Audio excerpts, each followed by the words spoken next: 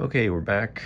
It's a rainy fall day out here. So today's project is replacing the universal joints in my 1971 C3 drive shaft, and I've got two different joints. I'll show you in a second. But first, we're gonna take off this flange, whatever it's called, into the transmission. So this is the front end, and this is the end that connects, of course, to the differential.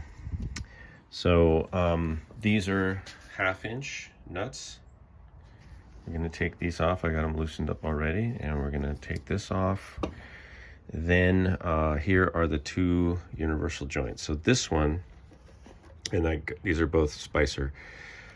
This one is 134X, and this one goes down here because this the part that goes into the transmission is slightly different in size. I think it's shorter, so this one goes, you can see that the taller, the vertical is longer on this one, so this one goes like that, and that'll replace that. And then down here on the diff side, this one is pretty much square, and so this one is going to go to replace this right here, and the number is 5213X,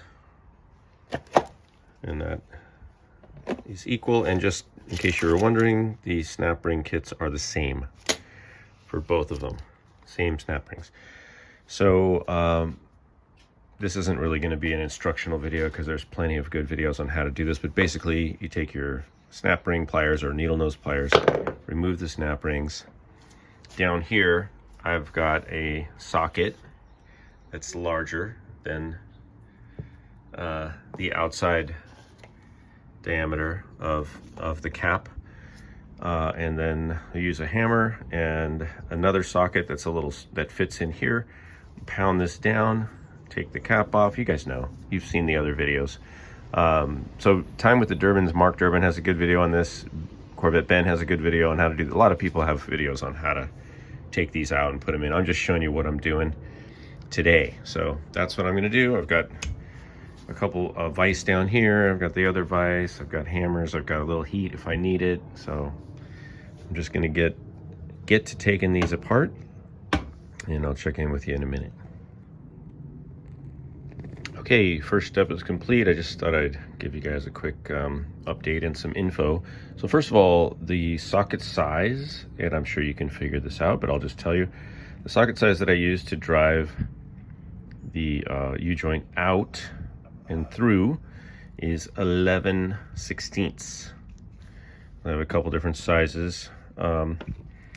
And here's the U-joint that I took out. And actually, so it was oriented just like this, and this is the way, this way, right, was the way that it was kind of binding. But on inspection, you can see these turn really easy. But I don't know, is this original, you guys? That has a kind of interesting logo there. And here's the other side. It seems like somebody's been in here because there's marks on this, but I don't know, that could have been from the factory. I don't know that these have been replaced. I think the ones on the half shafts have been replaced, as evidenced by the newer grease boots, but I don't think these have. So anyway, this is how the new one's going to go in. I'm going to put it in exactly the same way. First, I'll clean these up, make sure there's no burrs in there, nothing, you know, rough, and then clean up the snap ring channel, and then we'll get these back together. Okay, here's an issue that I just ran into because nothing can be easy. So you see this snap ring is pretty well seated in there. You can see that it's underneath this lip, right? But the other side, not so much. And that is because, so somebody put these, I don't know what you call them, but you know, they kind of hammered on there, I guess, to keep the snap ring in. The problem is, now I've got in each one of these spots here, the snap ring slot is now smashed a little bit. It's kind of hard to see, but you see right there, right here. So this is lower, right? And it's preventing the snap ring from sliding in there. So what I'm going to try is I'm going to take this one out. I'm going to come over to this one, and I'm going to take this one out because this is the easier one to get in. I'll take this out, come back over here, see if I can get this one in, and then I'll come back over to this one and see if I can get this one in. But if I can't, I have to slide this, whole piece down. So I take both snap rings out, slide this one down, get more space in here on these 4 areas in the channel, so I can get that snap ring back in there, because this is not, it's not going to cut it. Okay, so I took care of that issue. So this clip is good. This clip is good. And now the last thing to do, because now this is smooth, but it's pretty tight. And that's, it's very tight. And that's because I've been, of course, hammering these caps down, and now this is getting smashed this way, right? So what I want to do is make some space in here.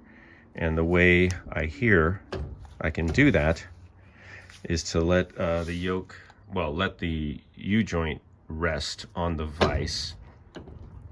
And then I hammer down on the yoke a little bit. I mean, I don't want to hit the shaft. I guess you could hit it here, but I'm just going to put the my socket back on there, the big one, wherever that is, this guy. Which, incidentally, is this the one I was using? This is a 1 1/8, yeah. So you can use that, whatever, something that fits. And that will, so what that's going to do is move the cap this way towards the snap ring, right? And then if I do that on both ends, that should then create more space in here for the U-joint. And we'll see what happens, because I'm going to do it now. And I'll report back in a minute. You know, I don't know why it's so satisfying. I'm sure for many of you, this is just like the most boring thing in the world, but I'm so satisfied right now. So yeah, the tapping worked. Very easy to rotate. It's got a little tension on it. You can feel it. And I put in the thingamajigger nipply thing, which incidentally is 5/16. Pretty easy. Just, be careful. One thing I would do differently is when I pop these out, if you have these little, what are those called? I know there's a name for those. The little nubby. So if you have those in there, what I would recommend is to get something, in that slot and open those back up before you start reassembly. I didn't really think they were having much effect, but they kind of did. But anyway, my fix worked.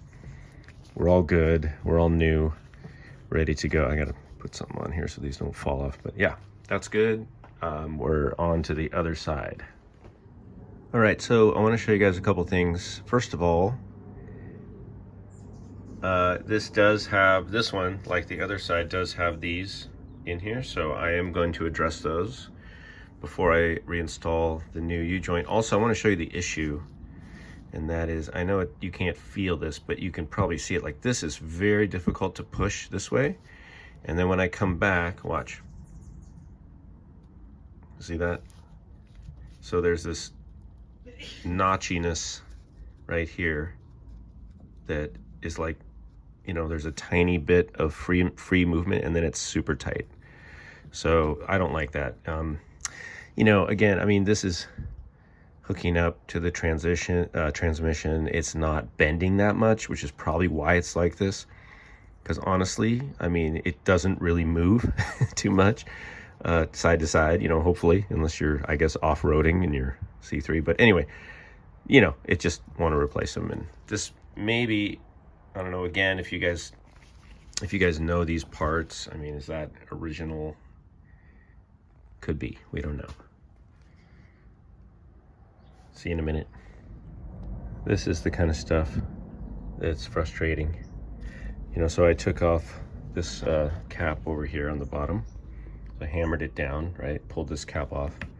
And then you think, oh, I'll just take it out sideways, because that's easier than hammering this all the way through. And then you realize you just can't get it past that. Anyway, now, so what I'm gonna do is put this back this way, and then I'll just press it out that way and get this out. That's what I had to do with the other side, but I just thought it, you know, you kind of got to laugh at these things because it's just like, really? Come on. Okay, let's go. Okay, so let's look at the new one and the old one. So I do feel good about replacing these, and here's why. So right there, that should look like this. And that probably explains all the grinding on the pin bearings, or needle bearings, that's the word. So there's the needle bearings. I mean, you know, the car works, or it worked, but I feel good about replacing these. So that's what I'm gonna do. And as I mentioned earlier, I'm gonna open up anything in there that is a little smashed. This one, it doesn't look too bad, but I need to clean these, and then I'll address that. So real quick before we put this back together, obviously this one is longer this way than it is this way, the short side, and you know, this is basic, I'm sure nobody would miss this, but that goes into the yoke that goes into the transmission. And just, you know, while you're reassembling it, make sure that you see these little tangs right here. So these go in, I don't know if I can do this with one hand, right there. And on the other side, and you'll see if I can do this, it's a very tight fit. Yeah, right there. So it kind of snaps in. And then you have your hardware that holds that. So this side's easy to put back together. You're just bolting stuff together. So the long side needs to go in the yoke, and that's what I'm going to do right now. So just as an added feature of this video, I want to show you guys something. So these are the brackets, you know, that go here on the connection that goes into the transmission. And I was cleaning them up, and I noticed something. You guys see anything interesting? They're different. They have different threads. These threads are like fine, and these threads are coarse, and then they're actually different depths on this one. I don't know what's going on here. Do you guys know? Is that something that I should be concerned with? I mean, I think that they'll both work, but they're actually different widths by quite a bit. And you can see the finish is even different. This is just more like original metal. This has been painted. I don't know. It's just one of those things, you know, owning a 50-year-old car. So anyway, we'll keep going forward. Ah, yes. Yes, my friends. Okay, so we're back. We're smooth. I did all the procedures. A little tight, you know. It's not like floppy. It's tight, but I think it should be. And then one last tip. So when you're putting in the little nippy nabobber, you can see here, there's not a lot of room in there to get a wrench. So I know it's a no-brainer, but just in case some of you guys didn't think of it, just take that cap off, and then you got a little more room in there to work. All right, that's it for this video. Thanks to No CCIs, Mark Durbin, Corvette Ben, and all the brothers and sisters that are doing the projects and helping us bozos out who don't know what we're doing. But thanks to you, we're doing it. Okay, that's it. I'm going to recondition this a little bit before I put it back on. Clean it up a little. So that's not going on just yet, but that'll be in the next day or two. Thanks for watching, you guys. Good luck with all your projects.